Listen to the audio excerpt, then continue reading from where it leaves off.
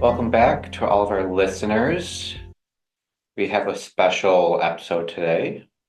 I'm going to be interviewing Lauren on her new book, Golden Child. And I'm excited to talk to her about this. It's been in the making for a while. Yeah, 3 years. That's a while. Yeah. And it's been a journey for you. Yeah. Put so much work into it. I had no idea what it took to write a book. Yeah, you and me both. We have figured that out together. Yeah. And I like this new format, our new little recording Yeah. studio here. That's new. It's footsie. Yeah, Allowances of footsie with this one. that's true. That'll be fun. Or I can kick you if you're offending me. Okay. Yeah, Okay. let's do this. Yeah, let's do this. So, starting off, what is this book about? I don't know. It's easy question. Yeah, this one's the easiest, Yeah. probably. Not at all. Um, Golden Child is my story. It's a true story. It's memoir.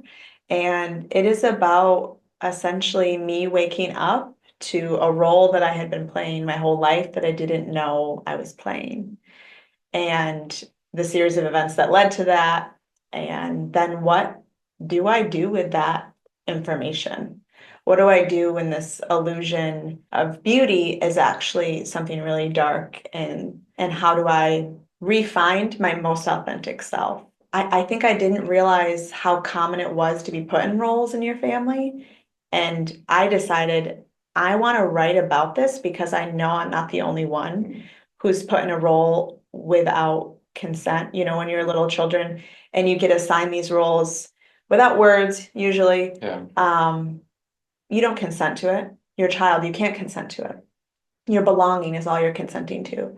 And so I just felt really sure about 2022. Like there are other people that this story is going to be really meaningful for and give them words for their own story and their own role. So, what is a golden child? How do you get into this role? What kind of families have these roles? Right.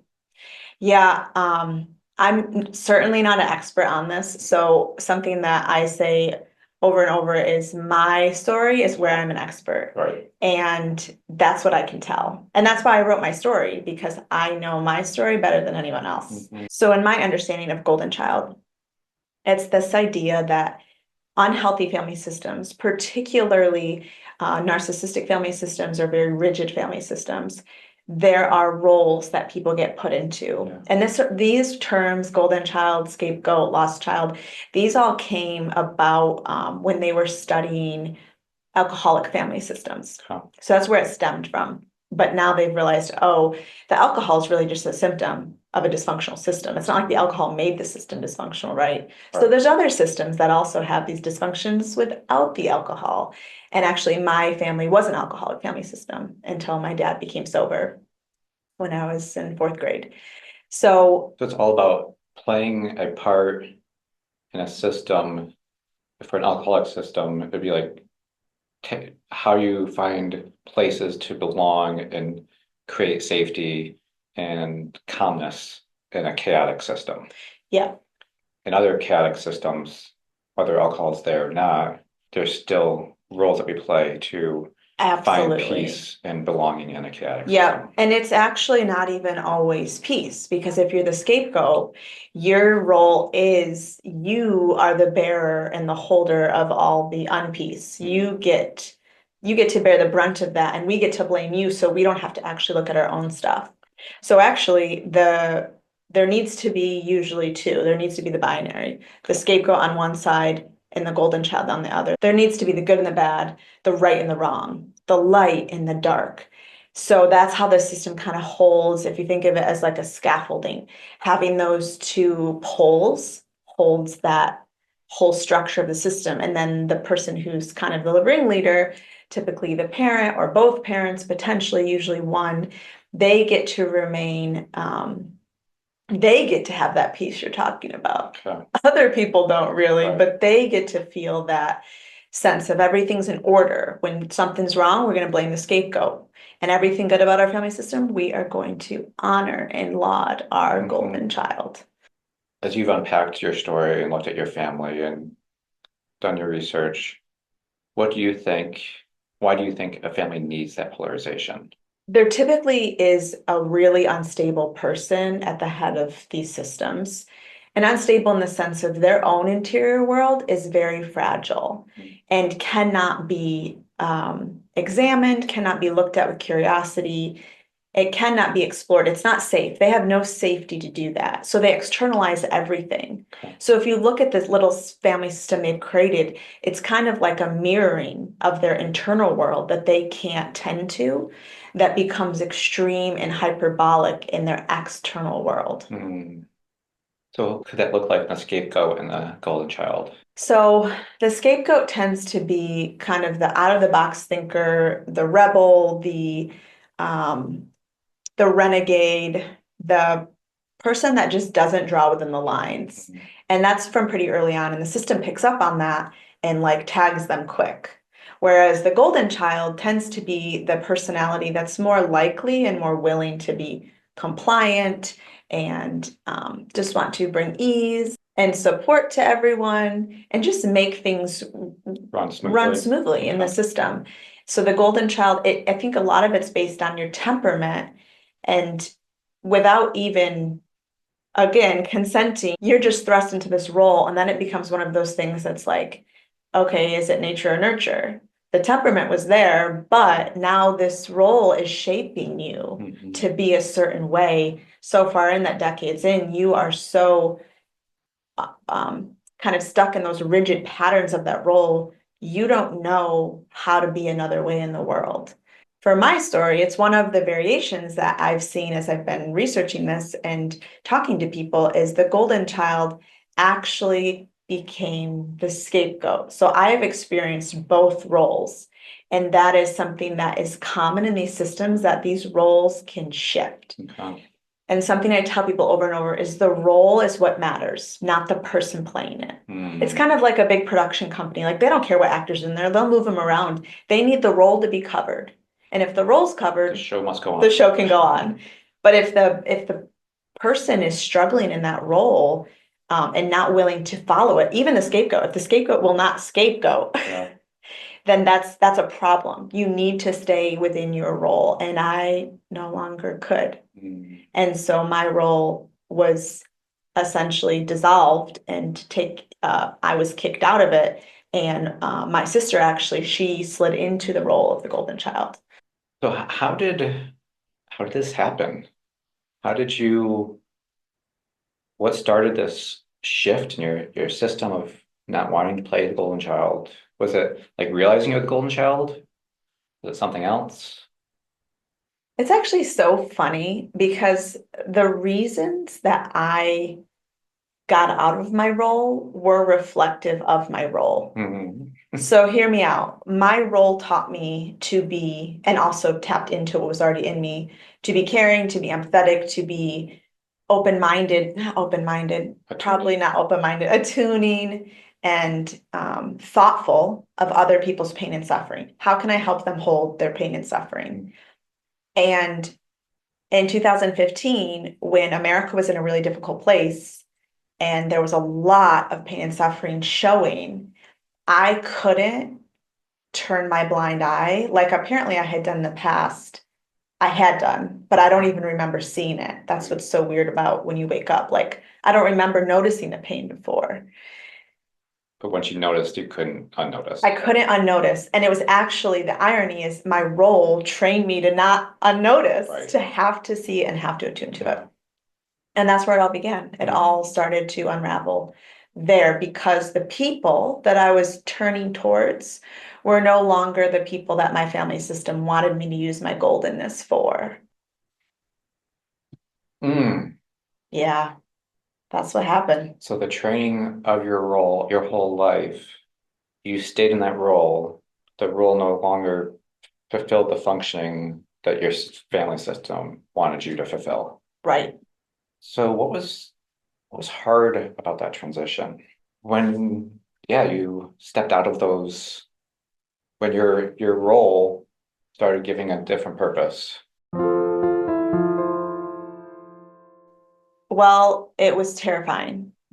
because everything I knew about the world, like feet go forward, the head is first, the feet are at the bottom, the sun's in the sky, the air's all around us. It's like all the orientation I had to the world was no longer there. And what that brought up in me was panic, relational dread and panic, because I no longer knew how to be in the relationships that meant so much to me. I didn't have a place. I didn't have belonging. The belonging was so under threat, but like we had said a bit ago, I couldn't unsee what I saw. So it's like, do I choose the belonging and get rid of the need for authenticity and integrity about what I was seeing and understanding, or do I cultivate that understanding of what I'm seeing and lean into that and get rid of my belonging? And that's kind of the existential decision that a lot of adult children have to make once they realize they're in a role. And it's not a role for their thriving, it's a role for the system's well-being. How did the system try to get you back into your role? Like, how did it do in the past? Did they try to do the same thing?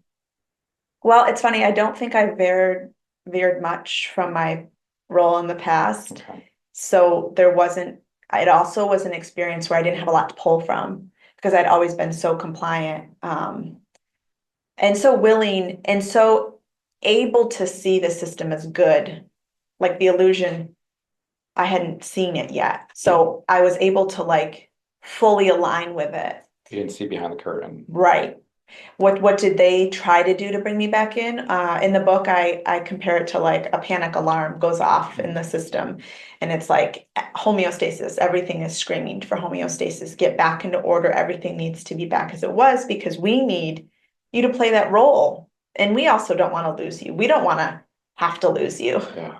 according to those rigid family rules. So I think that my parents tried to get me back into order, tried to show me where I was wrong in my perception and perspective at the time of the race relations in the States, the political climate, the othering, the hateful rhetoric. They were trying to show me back to my ultra conservative roots and telling me basically like there's not another way to do this. Like you said at the beginning, like very rigid. Yes. There isn't not an open system where there's sharing of information and growing, evolving. Yeah. It was we do things this way. If you step out of it, you're a threat. Which is so funny because I remember when we first got married, this is also um, telltale sign of me being in this very rigid family system. But I thought we were the picture of health, and I thought your family system was closed. And we would even talk about that, closed Yep. family systems, open family systems, like Luke, you just explained. Yeah. But actually, my family system was very, very closed. I was just very, very good Right. at following it. Right. So I never experienced that. But then, like you said, I was trying to bring in new information and a new perspective, and maybe we can have like heart-to-heart conversations about this. But a closed family system cannot, will not do that. Mm-hmm. And so none of the conversations we had to try to bring me back into alignment and into compliance were in any type of way relational, pro-social, heartfelt conversations. They were rigid and authoritarian, top down. Yeah. Yeah. When did you decide to write your story? Mhm. And what got you to that point? I think it was 2022. Yes, it was 2022. So 2015 was kind of when it all started falling apart Yeah. for both of us, Mm-hmm. trying to find out from down everything. Our whole worldview was in question, and it was extraordinarily disorienting for both of us. Yeah. And then in 2020, we got stuck in the States during COVID in a time of crisis in our own family.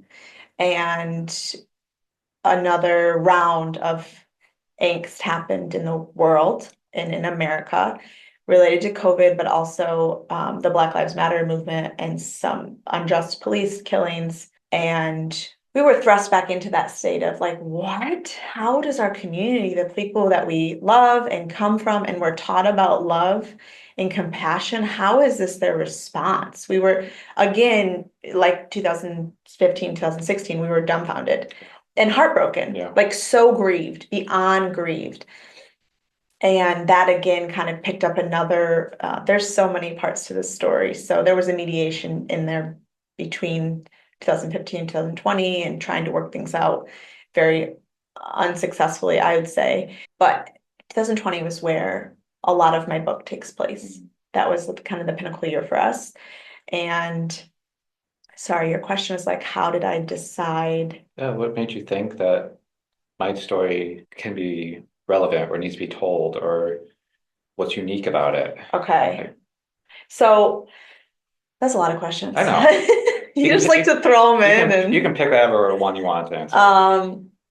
I think that it is unique and it also is common. I don't know if those are cancel out each other, but I think a lot of people I was seeing that really had such high integrity and such heart and passion and had given their lives to doing good in the world were being, quote, scapegoated all over the place, from their families, from their churches, from their organizations, from their communities, in their relationships with their significant others. I just saw it happening everywhere. And I realized, oh, this is not a like anomaly. This is an actual function of the system. When you no longer keep in order with the way things are supposed to be on a family level or an organizational church level, you will be kicked out. This isn't unusual. Any closed system, whether it's a family system, a church system, a religious system, or organizational system, community system. If you try to change it, then you get scapegoated. You start realizing that. And that happened even like the Reformation, like this has happened all through church history, where like, oh, we have new ideas, we have new, we want to stop slavery. Oh, they would have called them woke leftist DEI liberals then too, if they could. They called them other things. They had other cultural words. So I think kind of being able to see it from a systems level really helped me make sense of, okay, if this happened to me, this is happening to other people. And it's actually a good story to tell, not just because my story matters, which I know it does, but it matters to tell because it's a function of the system and it's happening all over the place because these systems aren't well. So if they're not healthy systems, they're always going to do this. And that is a problem that is abusive and it is harming and devastating lives. And of course, I feel really compassionate towards that because I've felt that and I've known what it's like to wonder if I'm going to survive it, honestly. Yeah, it was very relevant. Absolutely. Very relevant.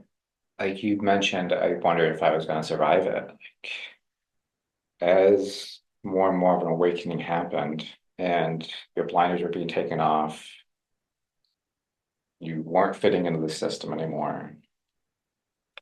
What were some of the hardest parts navigating that? Oh my gosh. The grief. The grief was the hardest. So I did have some anger. I have some anger. I have access to some anger. But the grief was unlike anything I ever experienced potency wise. Like I was, this interview is kind of funny because you're interviewing me and yet I lived it. You lived it and are living it. And you know what it is to be a spouse to a partner who has experienced such brutal loss. So the grief was something that I wasn't really good at yet. Just hadn't really known. Like as a golden child, you're pretty cushioned from life. You're pretty sheltered and things are pretty cushy. Obviously, it comes at a cost. And that's a really important part of my book is like the golden child does not come out of this unscathed. This is not a beneficial role. No role is beneficial if it means the stripping of the authentic self. no one will thrive. Even if you stayed as a golden child, that still wasn't healthy for you. No. You had to leave that role, and both were costly. Right. Costly to live as a golden child and costly to leave it for different reasons. Costly to live as a scapegoat. Yeah. It's like both of those roles suck. And I don't get to choose if there'll be a role. My family system has to do that. They're the ones who have to change to decide, oh, actually, we're going to strip the roles, burn them in the trash, and everyone gets to be their full, authentic self. I don't get to decide that they do that, but I get to decide, am I going to stay the golden child? Am I going to stay part of the system? Yep. Play the role. Yep. And sadly, like some people say, well, you're still the scapegoat. Like essentially, I'm still playing a role. Right. But that's complicated because I am, in a sense, they're a lot that they're able to still blame me for the fall of the family system and blame me for all the problems. But I'm over here free as a bird. Right. So it's like, yeah, you still call me the scapegoat, but do I own that? Do I embody that energy? Hell no. You get to decide whether you own that role or own that identity. Exactly. And with a golden child, you didn't feel like you had a choice. You lived it. Yeah. So they gave it to you and you internalized it and accepted it. Yeah. They're giving it to you, but you're not owning it, identifying and taking the identity of a scapegoat. Yep. And like you said earlier, I left that role. I also needed to leave that role. Absolutely. Like not just relationally how damaging it was to me, but I needed to become my healthiest self. And being the golden child does not allow you the expansiveness to see yourself in the fullest way. I am good. I am bad. I am in between. I am everything I can be because I'm a human. I have every emotion. I have every experience. All of that is me. I'm not this one rigid idea of human. And I needed to be able to see that so I could get healthier. I could get, bring curiosity and healing to areas that really were kind of the ugly side of the golden child, the self-righteousness and the certainty and the belief that I could help heal and fix anyone because that was my job. Yeah. So all of these tendencies in me now, that's kind of post scapegoating. I am digging up and digging out to be able to be the healthiest version of me. Yeah. So you're mentioning a little bit, a few of the things of what that cost you, really stepped out of that golden child and looked back at that little girl that played that role, an adult girl. What did it cost her? Physically, mentally, emotionally, relationally? What did she have to sacrifice? Sometimes it feels like I sacrificed like true belonging because I thought I belonged.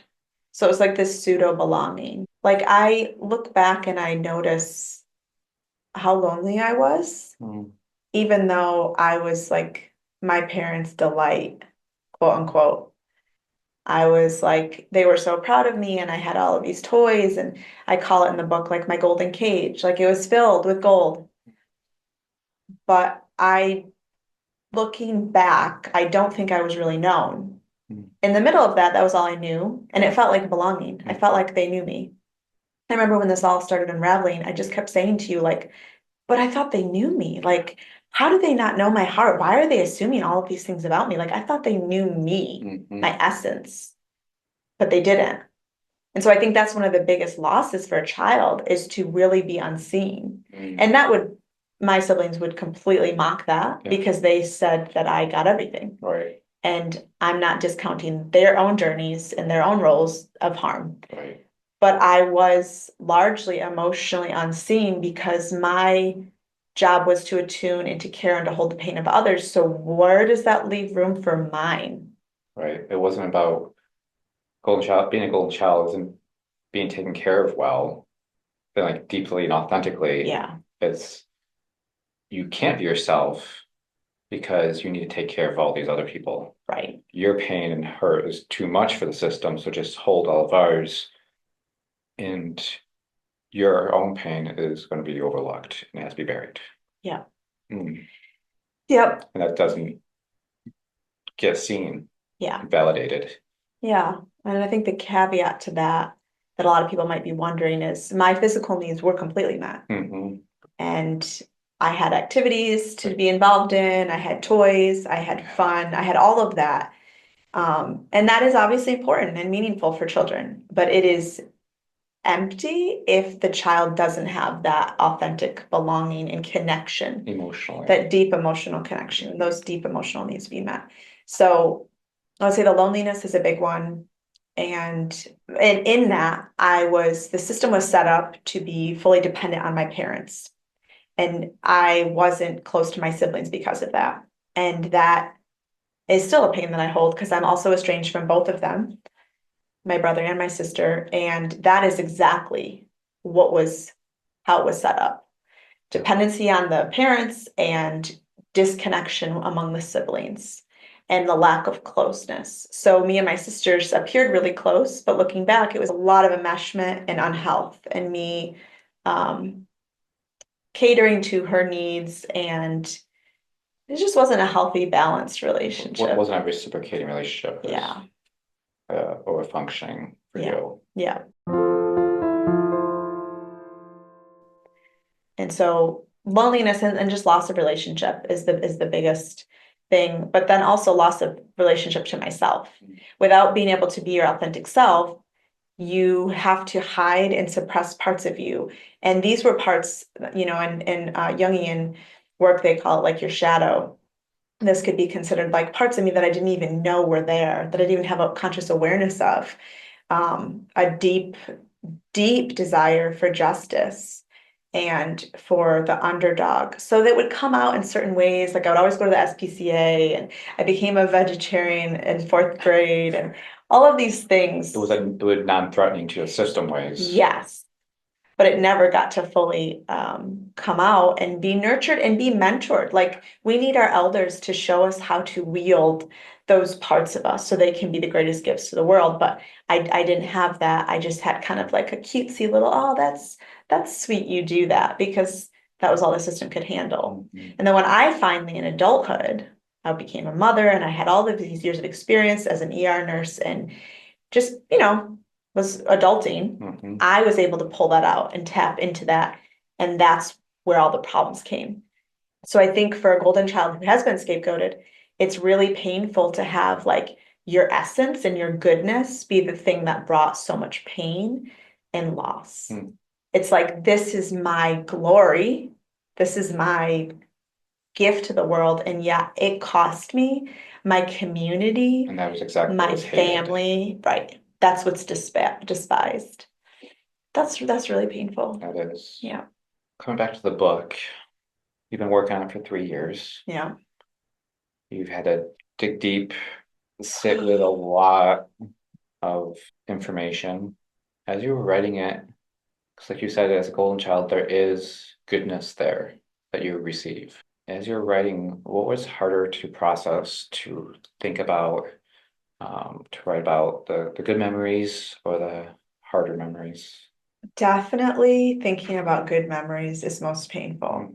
And I felt so validated recently reading What My Bones Know by Stephanie Fu. And she said that exact thing. It's a book on CPTSD, but she's talking about she went back to her house where she grew up and experienced a lot of abuse. And she said she was shocked because she would picture memories in the house, the few, which I had a lot of good memories, thankfully, but she would picture those good memories and it would be way more painful than picturing the physical abuse. Mm-hmm. And this is hard for people to maybe understand, but it all comes down to like the deep longing and ache of what you've lost.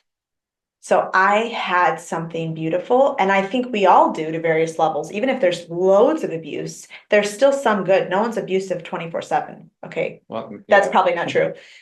It's uncommon because we're humans and we also have good. Even the most very broken person has good. And there's, movie nights and there's this and there's that.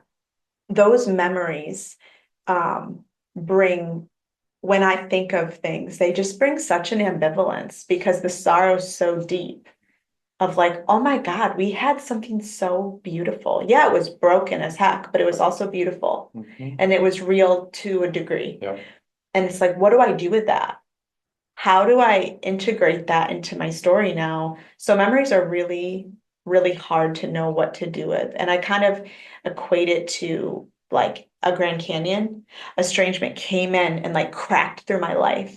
And there's this big Grand Canyon now. And on this side is all of my memories. You can see them like in objects laid out on the other side of the canyon. But I'm over here like Land Before Time. Remember that when the divide and the mom is over here and Littlefoot's here? I'm here. I can't get back over there, Right. but I can see it all. Mm. It's all still my life and my story. It's my framework, it's my memories, it's like where I was formed and shaped, everything, traditions, Reminders. everything. Yeah.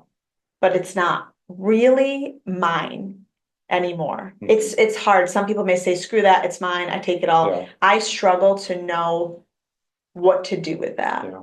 Do those memories give me comfort and peace? No, Right. they don't. Where they once did. Right. They bring like a guttural longing for my birthright, which is we all are owed our family. And I don't have that anymore. Right. So the good memories, like the bad ones, are terrifying and suck. Sometimes when I think about it, I might start feeling triggered and start remembering those hard conversations and like where it all broke down. Yeah. But the good memories, just like break my heart in a whole different way. So you mentioned when you were a child how like growing up, your childhood has given you a lot of good things of teaching you how to be a good citizen in this world, how to love people, how to seek justice, how to have a soft heart and care about animals. And what did you glean from like growing up in the church that offered some of these things? Yeah, there's another place of ambivalence for both of us. Like we gleaned so much good and we also gleaned so much bad. But the good, it's like that part about like love your neighbor, do good. What is that verse in do justice, love mercy, and walk humbly with your God? Like maybe not the humble part because I was the golden child, but I ate that stuff up. Yeah. Like that was just like, yes, this is the code to life. And so I just was ravenous for it. Like, tell me how to be good. I've already been given this role. Obviously, this is all subconscious. I don't know I'm in a role, but I need these tools. So Christianity basically like gave me these tools to be the golden child. So how could I not have been like so on board with it? Yeah. It was everything I needed. You were already wired for it. Exactly. It was exactly what I needed. And then it gave me the rules, the consistency, the structure, and the black and whites, which my system's very black and white. I think naturally I don't know for sure, but I don't think I'm naturally wired super black and white. Okay. But I had to be, so I became very black and white. Sure. And then got all these rules and it was like, oh, yes, this is good. And we do it out of love, not because it's not legalism or anything like that. And then that gave me the certainty to know how to live and how to help other people live. Yeah. Help other people live. Yeah. And so on that flip side, you gleaned a lot of those principles, being on the side and seeing how the church has responded to you actually living those principles out. What has been disappointing? What has that been like, being so committed and radical to your radical way of living for Christianity was actually brought so much pain, hurt, and exile? Yes. Yeah, that's exactly it. That's the end of the podcast. I think it's made me jaded AF to a degree. I'm not saying I'm still there, but like that's what it did. Yeah. It breaks you. You become so disillusioned because you're like, what? Like I'm literally doing it. I'm doing what you told me to do. I'm loving the poor. I'm loving the underdog. The marginalized. I'm caring. I'm choosing other people over myself. Like I'm doing the hard work. Carrying each other's burdens. Yeah, I'm doing it. Yep. What it like fries your brain. Yeah. And you just get so confused and then you get angry. Because you see, well, first we were like, let's just try to help people see maybe there's just some growth here. And then we're like, oh, people don't give a shit what we're sharing. They're not Or interested. maybe they don't understand what we actually believe. Like Yeah. maybe we're using different language, but we actually saying the same thing. Right. And when we had those conversations, Yeah, it wasn't about no, understanding each other. no, it wasn't. It was about keeping, again, back to what we said in the beginning of the interview, keeping things the way they are, The rigid. maintaining the rigid homeostasis of the system, because that's safety. So that's the same exact thing we faced when we started to go up against unintentionally, because again, like you said, we thought we were just living out like a radical Christianity, and realizing like, oh, a lot of people are not on this page. Mhm. And in doing that, it's not just gonna be like, oh, we all just disagree. It's like you are going to be demonized. You're gonna shut up or get out, Yeah.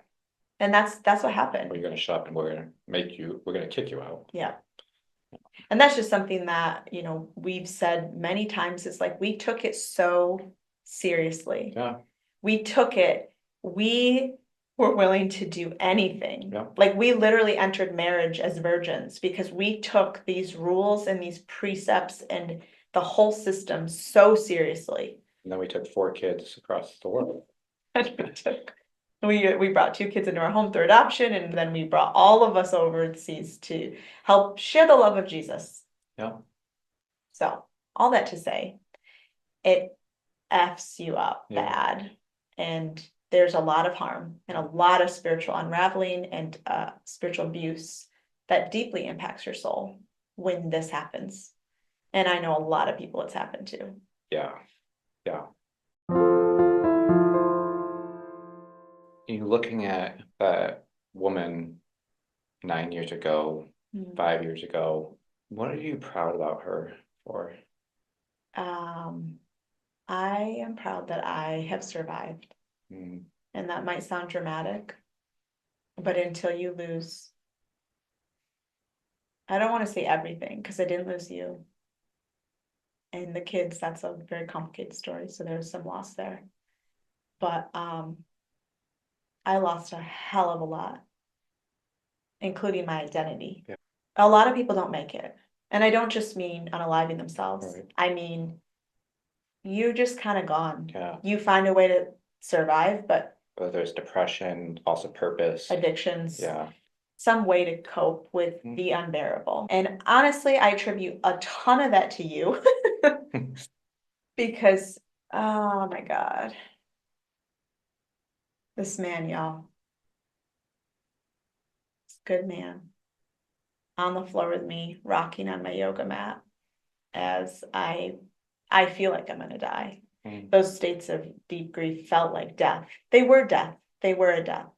You're grieving losses over and over, deaths of things. It Absolutely. was pain I never could have imagined. Mm-hmm. And they're not over. Right. They still come. Yep. Less, but they still come.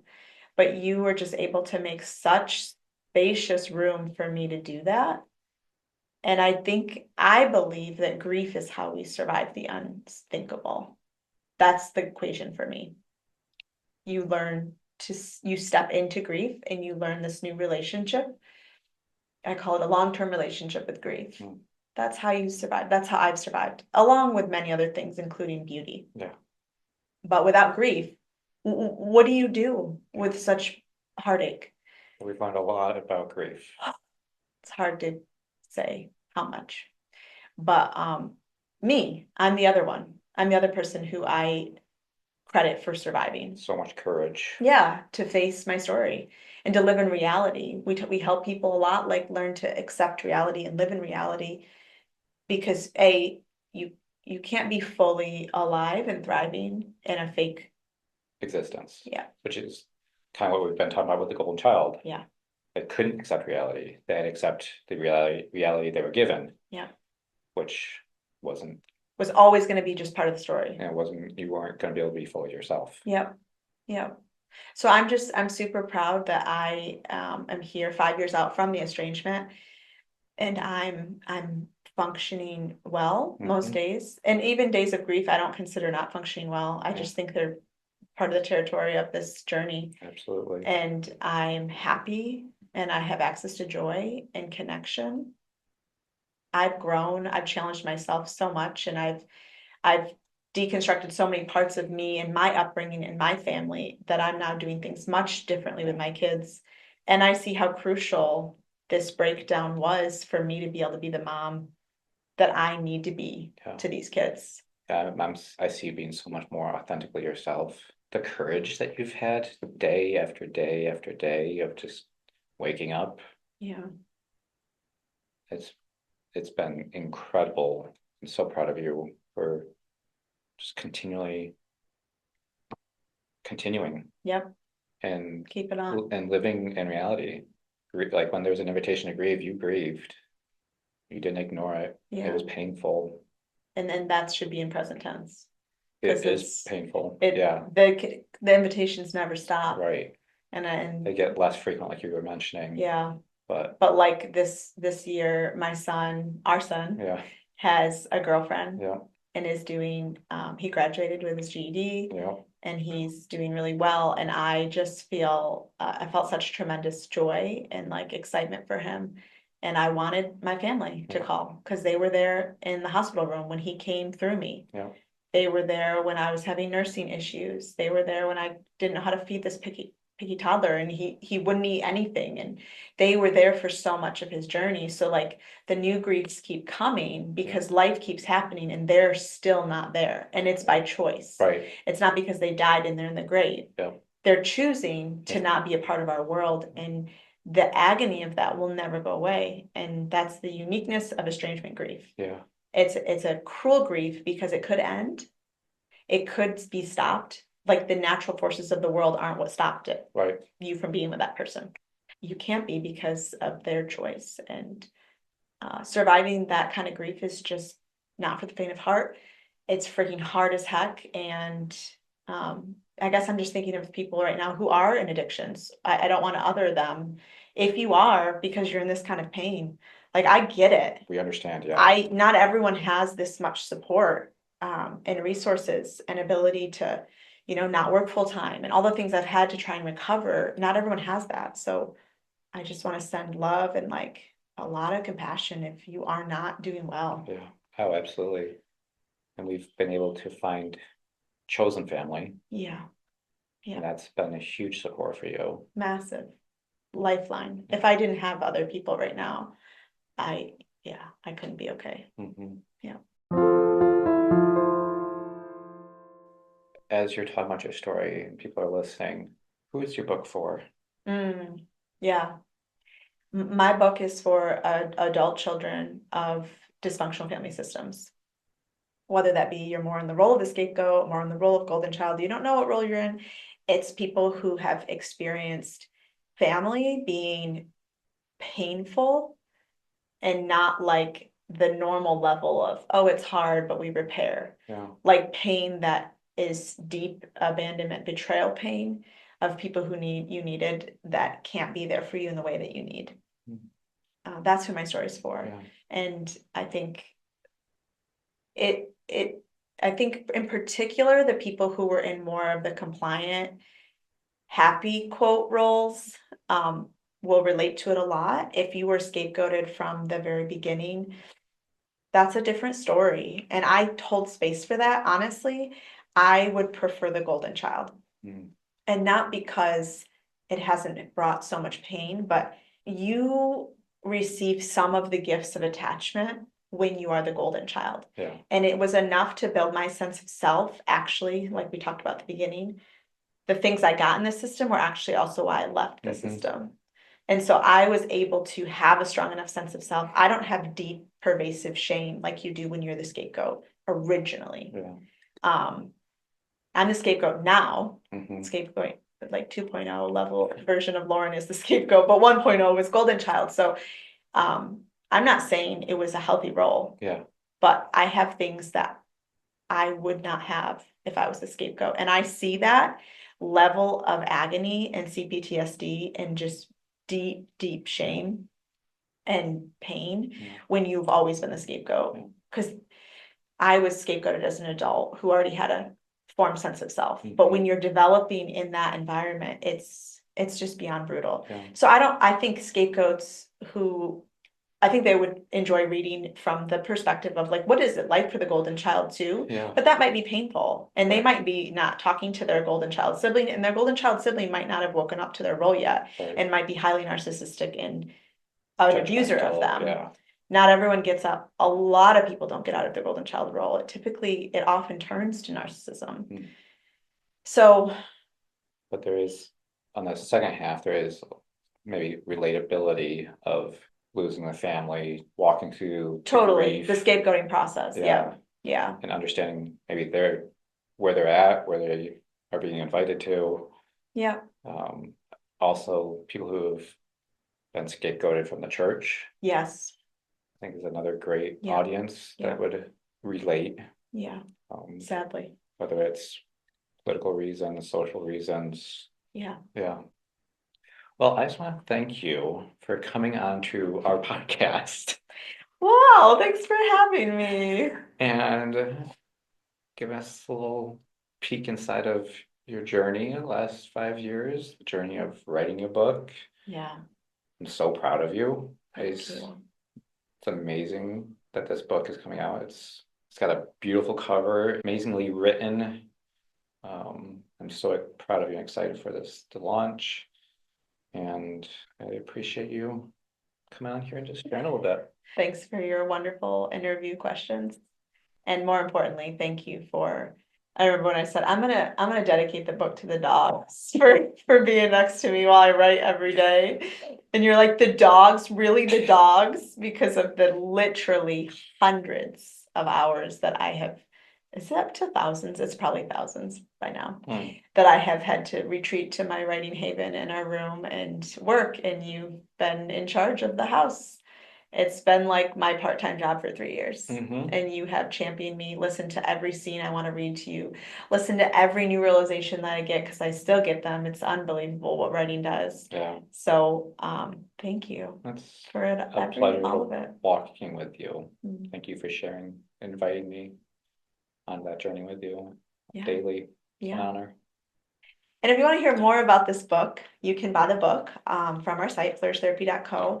And you can also check out the other interviews I've done and will be doing that share different aspects and angles of the story. Thanks so much for listening today.